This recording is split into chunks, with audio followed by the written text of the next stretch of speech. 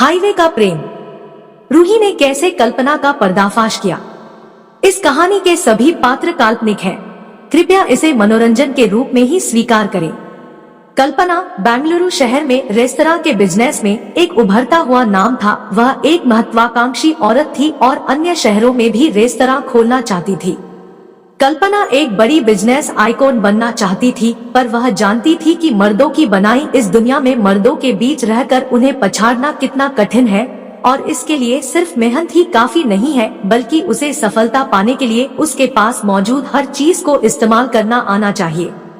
Restaurant के business का गुर उसे अपने पिताजी से विरासत में मिला था। कल्पना ने उनके द्वारा दिए गए एकमात्र रेस्तरां को 2 और फिर 3 में तब्दील किया था। कल्पना 45 साल की अविवाहित महिला थी। उसने शादी क्यों नहीं करी, इसका उत्तर कोई नहीं जानता सिवा कल्पना के।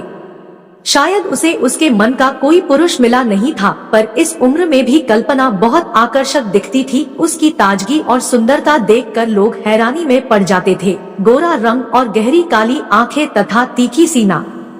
अपने गोरे शरीर पर जब कल्पना स्लीवलेस ब्लाउज पहनती और साड़ी को नाभि प्रदर्शना ढंग से बांधती तो बहुत आकर्षक लगती। अपनी इस खूबसूरती को अपने व्यवसाय की प्रगति के लिए बखूबी इस्तेमाल करती थी कल्पना।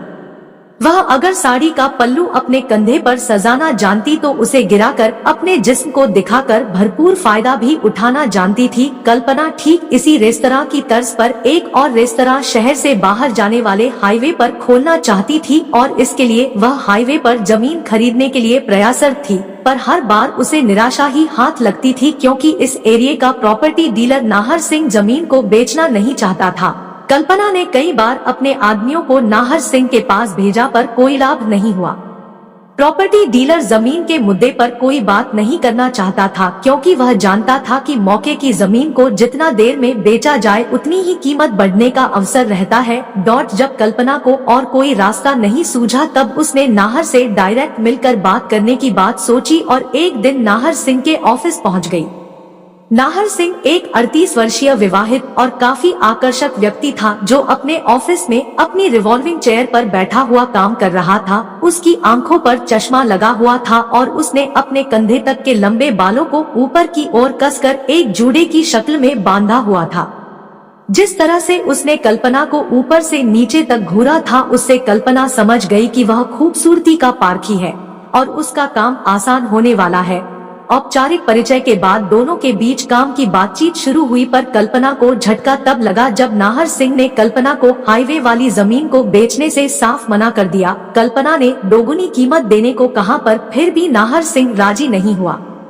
कल्पना ने बहुत कोशिश की, पर नाहर सिंह टस से मस नहीं हुआ। कल्पना हार कर अपने ऑफिस आ गई। उसने कॉफी मंगवाई और कुर्सी पर बैठकर सोचने लगी कि कैसे नाहर सिंह से हाईवे वाली जमीन ली जाए। काम कठिन था और नाहर सिंह भी अड़ियल मालूम होता है, पर थोड़ा दिमाग लगाने के बाद ही कल्पना को एक आइडिया आ ही गया। नाहर सिंह सोशल मीडिया पर अपने बिजनेस से संबंधित जानकारी अपलोड करता रहता था। कल्पना ने उसकी सोशल मीडिया पोस्ट को लाइक और कमेंट करना शुरू कर दिया। उसके कमेंट्स तारीफ भरे और चुटकिलापन लिए होते थे। इसके अलावा कल्पना ने नाहर सिंह के व्हाट्सएप नंबर पर गुड मॉर्निंग और सुविचार जैसे मैसेज भी भेजने शुरू कर दिए, जिनके बदले नाहर सिंह भी कभी कभी रिप्लाई कर देता। एक रात नाहर सिंह के मोबाइल पर कल्पना के नंबर से फोटोज की शक्ल में लगातार 3 मैसेज आए, पर इससे पहले कि नाहर सिंह उन्हें देख पाता, कल्पना ने वे मैसेज डिलीट कर दिए। पर एक फोटो डिलीट न हो सका तो उसने घबराए से स्वर में नाहर को फोन किया कि उसके मोबाइल पर कल्पना की कुछ निजी तस्वीरें फॉरवर्ड हो गई हैं, जिनमें से 2 तो डिलीट हो गई है, पर एक किसी तकनीकी दिक्कत के कारण डिलीट नहीं हो पा रही है, इसलिए वह प्लीज उसे न देखे और बिना देखे ही डिलीट कर दे। मगर बिना देखे तो कुछ डिलीट हो भी नहीं सकता, और फिर मनुष्य का स्वभाव होता है कि जो काम उसे करने के लिए मना किया जाए उसे वह अवश्य करता है।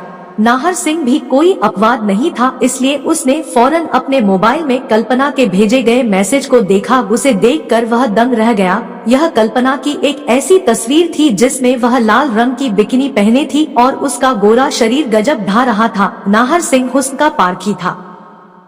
वह कई लड़कियों के साथ हमबिस्तर हो चुका था, इसलिए कल्पना की ऐसी तस्वीर देखकर वह उसके जिस्म को चूमने के लिए उतावला हो गया और कल्पना के साथ रात गुजारने का मौका ढूंढने लगा। कुछ दिन और बीते। इस बीच कल्पना ने नाहर को हाईवे वाली जमीन के लिए टटोला, पर वह टस से मस नहीं हुआ। लेकिन आज नाहर सिंह को वह मौका मिल ही गया जिसकी उसे तलाश थी। वे दोनों एक पार्टी में मिले और नाहर सिंह ने पार्टी समाप्त होने के बाद कल्पना को अपनी बड़ी सी गाड़ी में लिफ्ट ऑफर करी, जिसे कल्पना ने मुस्कुराकर स्वीकार कर लिया और अपने ड्राइवर को आंख के इशारे से गाड़ी घर ले जाने को कह दिया। नाहर सिंह और कल्पना दोनों शहर से बाहर बने नाहर सिंह के फार्म हाउस पर पहुँचे। यह एक शानदार जगह थी। उसने सिर्फ शराब पी और गोश्त खाने से परहेज किया। शराब पीते समय नाहर सिंह कल्पना के भीगे हुए होठों को चूम भी ले रहा था। धीरे धीरे कल्पना की आंखें नशीली हो गई और नाहर सिंह उस पर छाता चला गया। दोनों जोश में थे। नाहर ने कल्पना के कपड़ों को उतारने में देर नहीं की। कल्पना ने पहले तो शर्माने का अभिनय किया, पर बाद में वह खुद सहज हो गई। चालाक कल्पना ने इस सारे दृश्य को अपने मोबाइल में कैद कर लिया ताकि नाहर को ब्लैकमेल करके हाईवे वाली जगह हासिल कर सके। आधे घंटे बाद कमरे में आया तूफान ठंडा पड़ चुका था। कल्पना ने जीवन में पहली बार किसी पुरुष के साथ को जिया था। कितना अच्छा था यह क्षण भर का आनंद, पर जैसे ही इसे जीना चाहा यह छूटता सा गया और मन फिर दोबारा इसी क्षण की मांग करने लगा। इस समय कल्पना द बिजनेस वुमन कहीं खो गई थी और जो बिस्तर पर निढाल पड़ी थी वह एक औरत थी। कल्पना ने देखा कि नाहर के लंबे बाल बिखरे हुए थे और उसकी आंखें भी गहन तृप्ति के भाव से भरी हुई थी। यह ठीक वही पल था जब कल्पना के मन में नाहर के प्रति प्रेम का अंकुर फूटा और उसने कुछ सोचते हुए मोबाइल में शूट की गई क्लिप्स को एक मुस्कुराहट के साथ डिलीट कर दिया। अब मुझे घर जाना होगा, नहीं तो बीवी घर से बाहर कर देगी, नाहर ने नाटकीयता दिखाते हुए कहा और कपड़े पहनने लगा। कल्पना मुस्कुरा कर रह गई। अगली शाम कल्पना को फोन करके नाहर ने बताया कि उसकी खूबसूरती और बिस्तर पर उसकी परफॉर्मेंस देखकर वह कल्पना को हाईवे वाली जगह उसे देने को तैयार है। अब वह रेस्तरां का अपना बिजनेस उस जगह पर कर सकती है। कल्पना जगह मिल जाने से खुश थी। वह गर्व भी कर रही थी कि आज फिर उसकी सुंदरता ने उसके बिजनेस में उसकी मदद की है। कल्पना ने अब तक शादी नहीं करी थी क्योंकि उसे उसका मनचाहा पुरुष नहीं मिला था और आज नाहर के रूप में उसे एक ऐसा व्यक्ति मिला है जिससे वह सच में प्रेम करने लगी है, पर उससे विवाह नहीं कर सकती क्योंकि नाहर पहले से ही विवाहित है। तो क्या हुआ? प्रेम एक तरफ है तो प्रेम का विवाह में बदल जाना दूसरी तरफ। वह नाहर को प्रेम करती है और ऐसे ही प्रेम करती भी रहेगी। आज नाहर सिंह का जन्मदिन था। नाहर ने उसके घर पर एक बड़ा सा पीले फूलों का बुके भेजा और फिर शाम तक तो तमाम गिफ्ट्स भेजने का क्रम यूं ही चलता रहा। सच कहा जाए तो कल्पना को यह लड़कपन वाला प्यार जताने का तरीका बहुत अच्छा लग रहा था। वे दोनों शाम को एक होटल में मिले और एक दूसरे के साथ समय गुजारा। नाहर ने कल्पना को यह भी बताया कि वह आज से 3 दिन बाद काम के सिलसिले में थाईलैंड के लिए रवाना हो रहा है, जहां पर कुछ दिन बिताएगा, और उसने कल्पना को भी साथ चलने का ऑफर दिया। पर मैं सारा बिजनेस कैसे छोड़कर जाऊं? कल्पना ने असमर्थता दिखाए हुए कहा, मगर नाहर ने उसकी एक न चलने दी और उसे थाईलैंड चलने के लिए मना ही लिया। कल्पना फूले नहीं समा रही थी। किसी ने कितने अधिकार से उससे अपने साथ चलने को कहा। वह कहाँ टाल न सकी और थाईलैंड जाने की तैयारी करने लगी। लगभग 4000 किलोमीटर का सफर तय करके वे दोनों थाईलैंड के बैंकॉक शहर पहुँच गए। दिन में आराम करने के बाद दोनों एक रेस्तरां में खाना खाने पहुँचे। बैंकॉक का मुख्य भोजन पैड थाई नूडल्स है, जिसमें चिकन तथा अन्य मांस की अधिकता रहती है। वैसे भी बैंकॉक में कल्पना ने नॉनवेज स्ट्रीट फूड बहुत देखा था। तभी उसके दिमाग में आइडिया आया कि क्यों न बैंकॉक में एक शाकाहारी रेस्तरां खोला जाए जो भारतीयों और शाकाहारी लोगों को बहुत आकर्षित करेगा। कल्पना थाई नूडल्स का मजा लेते लेते इस आइडिया के बारे में और विचार करने लगी। इस बीच नाहर फोन पर अपनी पत्नी से बात कर रहा था। ऐसा लगता था कि उसकी पत्नी नाहर सिंह के बारे में कुछ ज्यादा ही चिंतित हो रही थी। नाहर ने उसे समझाया बुझाया और फिर वह भी नूडल्स खाने में व्यस्त हो गया। खाने के बाद दोनों शॉपिंग करने के लिए एशियाटिक द रिवरफ्रंट नाम के विशाल मॉल में गए। यह काफी बड़ा मॉल है जिसमें 50 बुटीक और रेस्तरां हैं। कल्पना ने इतनी चकाचौंध और विविधताओं से भरा हुआ मॉल पहले कभी नहीं देखा था।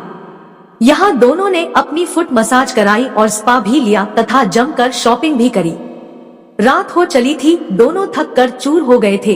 इसलिए अपने होटल के कमरे में चले आए। कल्पना ने कमरे में आकर मॉल से खरीदी हुई नाइटी पहनी, जिसके अंदर उसका गोरा बदन और भी मादक लगने लगा। नाहर और कल्पना कमरे में अकेले थे।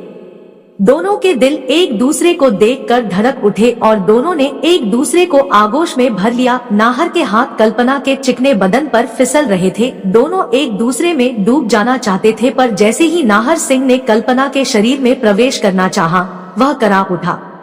उसे दर्द हो रहा था, वह दर्द किडनी वाली जगह पर था। नाहर सिंह परेशान हो गया और दर्द के मारे कल्पना से अलग हो गया और बिस्तर पर करवट बदलते हुए बेहोश हो गया। कल्पना ने तुरंत रूम सर्विस को कॉल करके मेडिकल सुविधा प्रदान करने की गुहार लगाई। होटल मैनेजमेंट ने तुरंत एक्शन लिया और होटल में ही मौजूद एक डॉक्टर को बुलाया, जिसने तुरंत नाहर को अस्पताल के लिए रेफर किया और वह खुद भी साथ में अस्पताल गया। डॉक्टरों ने नाहर सिंह के खून के ढेर सारे टेस्ट किए और उसके यूरिन को भी जांचा। जब रिपोर्ट आने पर उन्होंने कल्पना को बताया कि रिपोर्ट गंभीर है और नाहर सिंह की किडनियां जवाब दे चुकी हैं। कल्पना बिलक पड़ी। जीवन के इतने वर्ष के बाद उसे किसी मनचाहे पुरुष का साथ मिला था। भले ही वह एक विवाहित पुरुष था, पर कल्पना ने उसे प्रेम किया था, सच्चा प्रेम। और आज जब वह अपने प्रेमी के साथ समय बिताने विदेश आई, तब नाहर सिंह की किडनियां खराब हो गई और वह मौत के मुंह में जा रहा है। तो क्या नाहर उसका साथ छोड़ जाएगा? डॉक्टर को नाहर की जान बचाने के लिए एक किडनी की तलाश थी, पर इतनी जल्दी किडनी की व्यवस्था अस्पताल में नहीं थी और डोनर मिलने में पता नहीं कितना समय लगता। तो आप मेरी किडनी ले लीजिए, मैं नाहर को किडनी डोनेट करने के लिए तैयार हूँ। देखिए, आप अच्छी तरह से सोच लीजिए, यदि आप अपने पति को किडनी देना ही चाहती है, तो हम आपके शरीर की कुछ जांच करने के बाद ही बता पाएंगे कि आपकी किडनी नाहर सिंह के लायक है भी या नहीं, डॉक्टरों ने कहा। डॉक्टरों के मुंह से नाहर को उसके पति के रूप में बुलाया जाना कल्पना को बहुत अच्छा लगा था। कल्पना की भावनाएं प्रबल होती जा रही थी। वह किसी भी हालत में नाहर सिंह को नहीं खोना चाहती थी। उसने झट से अपने सारे टेस्ट करा लिए। सारी रिपोर्ट्स नॉर्मल आई। डॉक्टर ने उसे यह भी बताया कि उसकी किडनी नाहर सिंह को सूट कर जाएगी और वे आराम से उसकी किडनी ट्रांसप्लांट कर सकते हैं। एक सुकून की सांस ली थी कल्पना ने। किडनी सफलतापूर्वक ट्रांसप्लांट हो गई थी और आज एक हफ्ता हो गया था और किडनी नाहर सिंह के शरीर में सही तरीके से काम भी कर रही थी। कल्पना और नाहर सिंह दोनों एक ही कमरे में पास के बेड पर थे। कल्पना की हालत में तेजी से सुधार आ रहा था, जबकि नाहर सिंह को अभी भी काफी देखरेख की आवश्यकता थी। तभी नर्स ने आकर बताया कि भारत से कोई महिला नाहर सिंह से मिलना चाहती है। भारत से आई महिला का नाम सुनकर दोनों चौंक गए थे। आखिर वह कौन हो सकता है? जब वह महिला सामने लाई गई तो और कोई नहीं बल्कि नाहर सिंह की पत्नी रूही थी। अपनी पत्नी को थाईलैंड में देखकर नाहर सिंह बुरी तरह चौंक गया। रूही, तुम यहाँ कैसे? पर रूही ने जवाब देने की बजाय सवालों की झड़ी लगा दी। तुम्हें क्या हो गया? अगर तुम्हें कुछ समस्या थी तो तुमने अपनी पत्नी को बताने की भी जरूरत नहीं समझ। एक फोन तो कर सकते थे। नाहर सिंह, मैं तुम्हारी पत्नी हूँ, कोई गैर नहीं। उसकी व्यग्रता और प्रेम समझते हुए नाहर सिंह मुस्कुरा उठा और बदले में उसने सिर्फ इतना ही कहा, मेरी किडनी में भयंकर दर्द हुआ और मैं बेहोश हो गया। फिर क्या हुआ मुझे कुछ नहीं पता। उसके बाद जब मेरी आँख खुली तब मेरा ऑपरेशन हो चुका था और मुझे एक नई किडनी लगा दी गई थी। नाहर सिंह ने मुस्कुराते हुए उत्तर दिया, पर तुम अचानक इतनी दूर यहाँ कैसे आई? रूही थोड़ा नॉर्मल हुई तो उसने बताया कि जब कई दिनों तक नाहर का नंबर घंटी बजने के बाद भी नहीं उठा, तब रूही ने नाहर द्वारा चेक इन करने के समय भेजी गई होटल की लोकेशन के अनुसार होटल के रिसेप्शन से नाहर सिंह का नाम पूछकर जानकारी हासिल करी।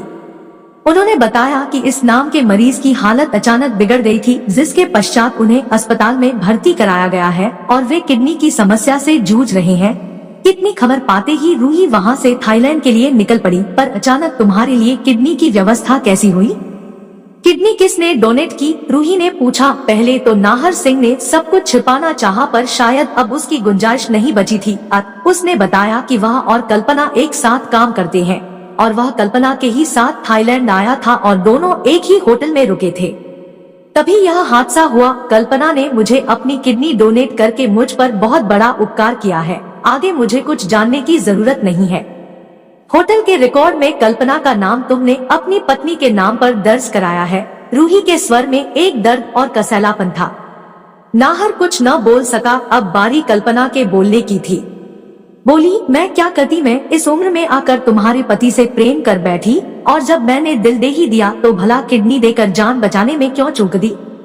हाँ, हम थोड़ी देर के लिए बहक जरूर गए थे, पर यकीन मानो मेरा नाहर के प्रति प्रेम एकदम निस्वार्थ है। रूही अजीब स्थिति में थी। एक तरफ तो उसे कल्पना में अपनी सौतन नजर आ रही थी, एक ऐसी औरत जिसने उसके पति के साथ बिस्तर पर रात बिताई है, और दूसरी तरफ कल्पना में उसके पति की जान बचाने वाली औरत भी दिख रही थी, जिसने अपनी किडनी देने का निर्णय करके उसके सुहाग की रक्षा करी है। बेचैनी रूही के मन में थी तो कल्पना के मन में भी, और इस बेचैनी को खत्म करने का जिम्मा रूही ने ही उठाया।